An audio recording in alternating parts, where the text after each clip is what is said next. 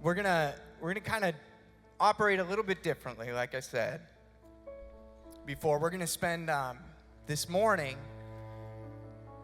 trying to look through a lens of gratitude at the season we've been in through this last year, at the current moment that we're in. And I'm talking about this very current moment with you that have chosen to come here and worship with us this morning.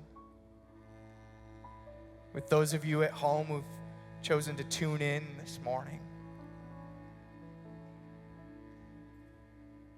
It's not lost on us that this Thursday is when we're going to get together and be thankful for something. That would be the hope. And today what we would love to do is prime our hearts for that, to get ourselves ready for that.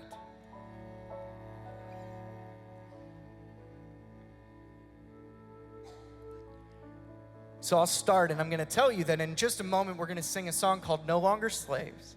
And when we get halfway through the song to the bridge, I have a microphone down here, and I have a microphone up on the mezzanine level, and we're actually going to encourage you, if you are willing, to get up to a microphone and tell the congregation what you are thankful for. And I don't want you to be as generic as possible. Thank you for the weather today. That's fine. That's great. But I want you to take some time to really think about a moment or a thing that happened to you that goes, man, this is where my Savior showed up.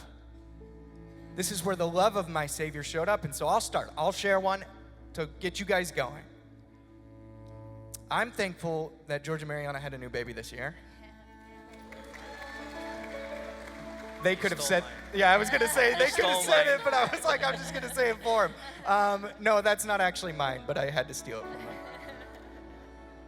I am excited for that. I'm actually super excited for how many babies I've seen around this dang church. You got to catch up. My wife and I have 4. And who knows where that stops. No, I'm thankful for yesterday I got to watch my grandfather's memorial service online. He died on Halloween. And I'm thankful that I was able to watch that service from Texas. And what was kind of interesting about it was the song they started with was Blessed Assurance. This is my story. This is my song, praising my Savior all the day long. And I was like, oh dang, we're singing that tomorrow.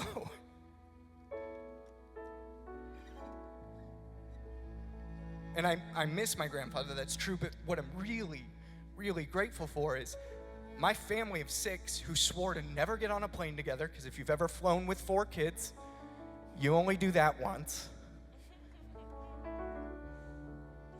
But we decided this year that we were gonna do it, and we got on a plane, and we flew to California. We got to hang out with my grandfather. And I'm not sad about it. We prepped the kids. We said this might be the last time. He's an amazing man, but he's on his way out. And for me, I'm just so thankful that we got to have that time and have that closure.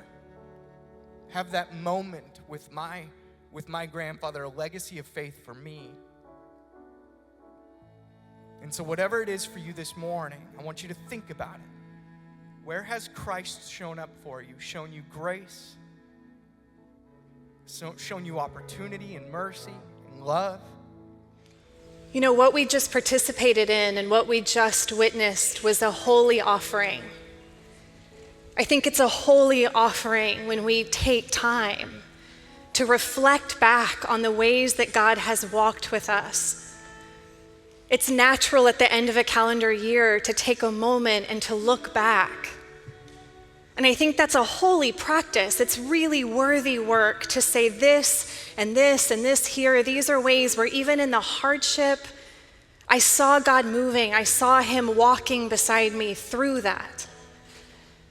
But you know, I can't help but be mindful of the fact that for us to have participated in that moment just now, hearing one another, hearing our testimonies and our confessions and our gratitude, that was an organic moment in the here and the now.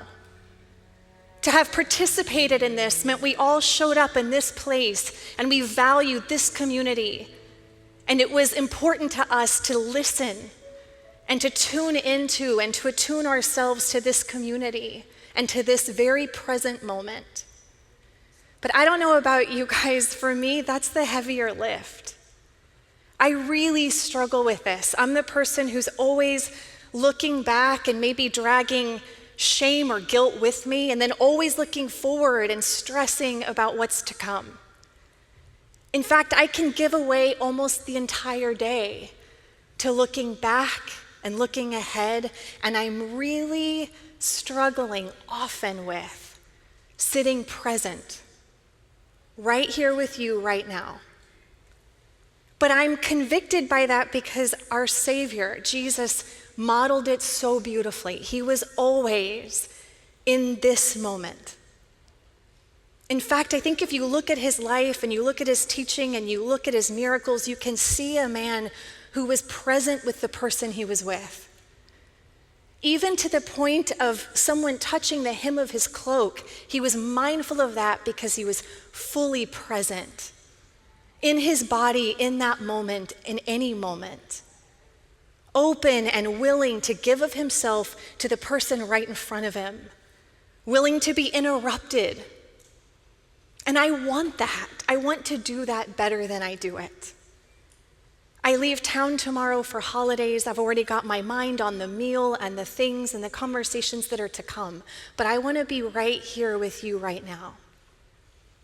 One of the ways we get to do that is through communion. It's a present moment. It's a grounding moment where we all participate together in the communal act of what it means to have this faith.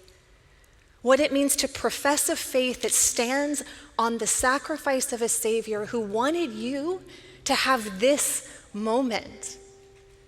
Just now I heard testimonies about cured diseases and about sobriety. All of that sacrifice, all of that hardship was so that you could be here, breathing in and out in this moment. And yes, there's a lot to come and there's a lot to think about, but for right now, would you set aside the past and set aside the future and just take hold of this opportunity? Take hold of this moment to breathe in and out and recognize the sacrifice of a Savior who said, I paid it all, so that you don't have to drag shame with you and you don't have to look ahead at tomorrow's worries because they have enough of their own. Right here, right now, be with the ones you love. Right here, right now, remember me. Well, we've had some time to be thankful for the past. We've had some time to be thankful for this moment here now in the present. And now you've got the ghost of Thanksgiving future here. We're going to talk about that a little bit. The weekend before last, I spent 3 days out in the woods. And this was not a hardcore survival adventure like I have done in the past where I brought no food, no water, no shelter, and things like that. Now, this time I brought food. I was eating good. As a matter of fact, I had salmon, I had fruit, had little mushrooms. Not that kind. Why did y'all gasp? I'm talking about the mozzarella stuffed kind with the seasonings on an open flame, okay? But on day 2, the weather was just so perfect. It was like 70 degrees in the shade. And so for a little while, I just decided to go and lay on a bed of pine needles underneath a pine tree. And as I was doing that, just like looking up through the branches, I see this little bee just doing his bee thing up there with pollen or whatever bees do. And I watched the sun go from one side of the sky to the other side of the sky, indicating that I had been laying in this spot for hours. The problem was I was laying on a little bit of an incline, so my body kept like sliding ever so slightly. I thought, this is annoying. So I took my hand and I scooped away some of the light tan, dry pine needles away to create a little divot. And do you know what I saw underneath when I scooped away the pine needles? Y'all, it was more pine needles, duh. they were just a little bit darker brown. And so at that point, it was enough for the divot, and I nestled up in there, and I was good. I was comfortable, but I couldn't shake this thought of curiosity because I'm a curious little cat. I was like, what's underneath those darker brown pine needles? So I scoop away a little bit more to reveal almost black pine needles. These pine needles were a little bit wet, and I dug beneath that to reveal even more pine needles, this time a little kind of black and broken a bit with some wormy things and other little organisms living inside. Underneath that, I finally got down to the dirt, the soil. It was this rich, black, like warm sort of just soil, so nutrient dense. And I just remember thinking that this beautiful living tree that I'm laying under, right?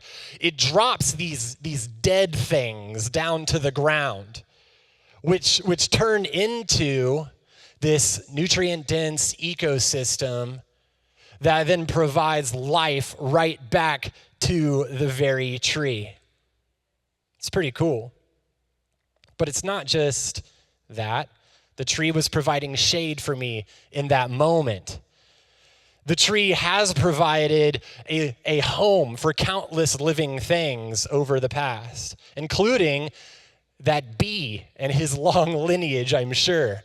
And bees are important. A third of the world's food population depends on bees. The tree also produces oxygen, and 100% of the world's population depends on that stuff. And I just remember thinking, man, how awesome is this dirt? I just appreciated dirt for a minute, y'all. You ever just got out and laid in the stuff? It's awesome. This process, this cycle, this moment. And I just remember being overwhelmed with gratitude, thankful for the past that's brought me to the present here in that moment, just like we're sharing in this moment now together. But what about the future? See, because like the tree, because of our past, we all have a present, but we also all have a future. The problem is it's sort of uncertain, right? It's hard to be grateful for the future. It hasn't happened yet. It's so mysterious. How can we have gratitude for it? What if it's terrible? What if the future isn't so bright? The Apostle Paul helps us out in his letter to the Philippians, chapter 3.